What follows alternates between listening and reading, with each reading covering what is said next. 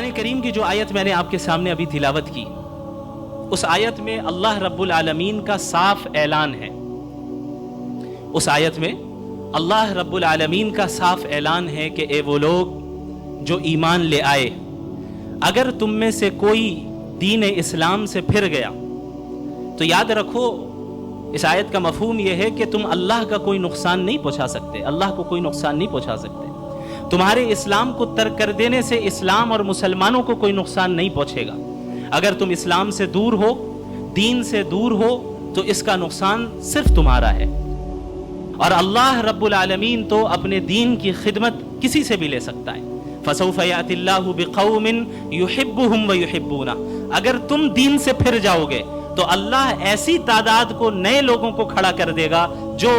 اللہ سے محبت کریں گے اور اللہ ان سے محبت کرے گا. اس چیز کو ہم نے بزنس کرنے کے لیے قائم نہیں کیا ہے، اس چیز کو ہم نے امت مسلمہ کی خدمت کے لیے قائم کیا ہے، اس چیز کو ہم نے انسانوں کی خدمت کے لیے قائم کیا ہے. اور انشاءاللہ تعالی میں یہ آپ کو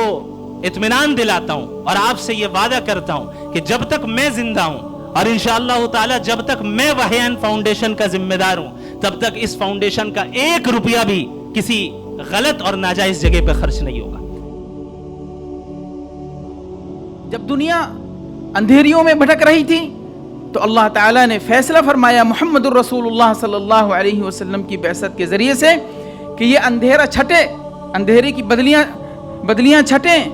اور نور کا صرف ستارہ نہیں چمکتا ہوا بلکہ سورج چمکے جس سے ساری دنیا روشن ہو. پھر اس سورج کے ذریعے سے اللہ تعالیٰ نے ایک چاند نہیں، ہر دور میں اور ہر صدی میں اللہ تعالیٰ نے چاندوں کے چاند، ستاروں کے ستارے، ستاروں کی جھرمٹیں اللہ تعالیٰ نے اس امت میں پیدا فرمائی ہیں، جنہوں نے ہر موقع پر اندھیریوں کو دور کیا ہے اور شمع کی روشنیاں جلائی ہیں. جو اللہ نے صلاحیت دی ہے، اگر وہ مڈل ایسٹ کنٹری میں چلے جائے تو 10 لاکھ روپے کما لیں. لیکن واہ مفتی شمائل ندوی، اللہ تمہیں سلامت رکھے، تمہاری آنے والی نسلیں اور تمہارے والدین، اللہ سب کو جزائے خیر عطا فرمائے کہ تم نے اس شہر کو منتخب کیا کہ ہم اپنے وطن میں دین کے چراغ کو روشن کریں گے. اللہ آپ کا حامی و ناصر ہو. ہم مسلمان ہونے کے بنسبت آج ہمارے ملک میں لاکھوں ایسے بچے ہیں، لاکھوں ایسے لوگ ہیں جو 5 لاکھ روپے لے کر، 7 لاکھ روپے لے کر، 10 لاکھ روپے لے کر کسی ادارے کے دروازے پہ کھڑے ہوتے ہیں کہ میرے بچے کو اپنے ادارے میں لے لے، میرے بچے کا داخلہ اپنے ادارے میں کروا لے. صبح فجر کی نماز بچوں سے چھڑوا کر، بچوں کو ناشتہ کھلا کر، کپڑے پہنا کر ان اداروں کے باہر کھڑا کر دیتے ہیں جہاں بچے داخل ہوتے ہی یہ کہتے ہیں our father who art in heaven. نعوذ باللہ، my father did not art in heaven, my Allah art in heaven. ایسے وقت میں جب امت غفلت کے اندھیرے میں ڈوبا ہوا ہے، ایک شخص کھڑا ہوتا ہے اور ایک مرکز قائم کرتا ہے، اور نہ صرف مرکز قائم کرتا ہے بلکہ اس مرکز میں کھڑے ہو کر توحید اور رسالت کی مشال جلا کر اس غفلت والے اندھیرے کو دور کرتا ہے، تو میں یہ کہتا ہوں کہ یہ شخص مبارکباد کا حقدار ہے. میرے بھائیوں، آج مفتی شمائل ندوی صاحب کو ہماری لفظوں سے، ہماری باتوں سے حوصلہ افزائی کی صرف ضرورت نہیں، بلکہ ضرورت اس بات کی ہے کہ ہم اپنے جان اور مال سے ان کا ساتھ دیں. دراصل معاملہ یہی ہے کہ چراغ انہوں نے روشن کی ہے، لیکن یہ چراغ کی لو بجھنے نہ پائے، کم نہ ہونا پائے، اور اس کے اندر کہیں تیل کی کمی نہ ہو. اس چیز کا خیال رکھنا بھی ہماری ذمہ داری ہے، دینی فریضہ ہے. اس لیے جس طریقے سے تمام لوگوں نے خیر کی معاونت کرنے کی طرف آپ کی توجہ دلائی ہے، میں یہ کہوں گا کہ ان حضرات کی طرف سے یہ اعلان نہیں آئے گا کہ آپ انہیں ڈونیشن دیں، بار بار یہ آپ کے دروازوں پر پہنچیں، بلکہ آپ کی یہ ذمہ داری بنتی ہے کہ آپ پہنچیں ایسے علاقے میں، کس طریقے سے کام کر رہے ہیں، کیا ان کا ریٹ ہے، کیا اساتذہ کی تنخواہ ہے، کس طریقے سے ان کو رسپانس مل رہا ہے، کیا یہ اپنی ضروریات پوری کر پا رہے ہیں، اگلے مہینے کے بارے میں یہ کیا سوچ رہے ہیں. ان سب چیزوں کی طرف توجہ دینے کی انتہائی ضرورت ہے. سب سے پہلے میں مفتی شمائل صاحب کو، ان کی پوری ٹیم کو مبارکباد دینا چاہوں گا کہ آج کی انہوں نے اس مجلس کو سجایا ہے اور اس کو کامیاب بنانے کی جتنی کوششیں کی جانی چاہیے وہ کوششیں کی ہیں. اور آج کی یہ مجلس دراصل ایک ایسے قدم کا آغاز ہے، ایک ایسے سفر کا آغاز ہے کہ جس سفر کے کامیاب ہونے کے لیے شرط یہ ہے کہ اخلاص بھی ہو، تجربہ بھی ہو اور علم بھی ہو.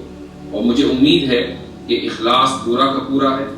اور مجھے یقین ہے کہ علم اور تجربہ بھی ہے۔ بڑی خوشی و مسرت کے ساتھ یہ اعلان بھی کیا جا رہا ہے کہ صدر جلسہ ہمارے چیف گیسٹ ڈاکٹر علی شفیق ندوی صاحب جناب مفتی شمائل احمد عبداللہ ندوی کو فقہ حنفی کی سند اجازت بھی آج مرحمت فرمائیں گے۔ بسندكم المتصل عن المذكورين إلى الإمام محمد بن الحسن عن الإمام أبي حنيفة عن عبد الله بن أبي حبيبة قال سمعت أبا الدرداء يقول كنت رديف النبي صلى الله عليه وسلم فقال يا أبا الدرداء من شهد أن لا إله إلا الله وأني رسول الله وجبت له الجنة قلت وإن زرى وإن سرق قال فسار ساعة فعاد لكلامه فقلت وإن زنى وإن سرق قال صلى الله عليه وعلى آله وصحبه وسلم وإن زنى وإن سرق وإن رغم أنف أبي الدرداء والآن أطلب منكم الإجازة أحسن الله إليكم. بناء على طلب أخينا الأخ شمائل الندوي حفظه الله أجيزه كما أجزته من قبل في الحديث، أجيزه في الفقه الحنفي بأسانيده إلى الإمام أبي حنيفة رحمه الله تعالى وجزاه خيرا، ونفع الله بالأخ شمائل وحفظه واستخدمه لدينه. غفر الله لنا ولكم وللمسلمين أجمعين.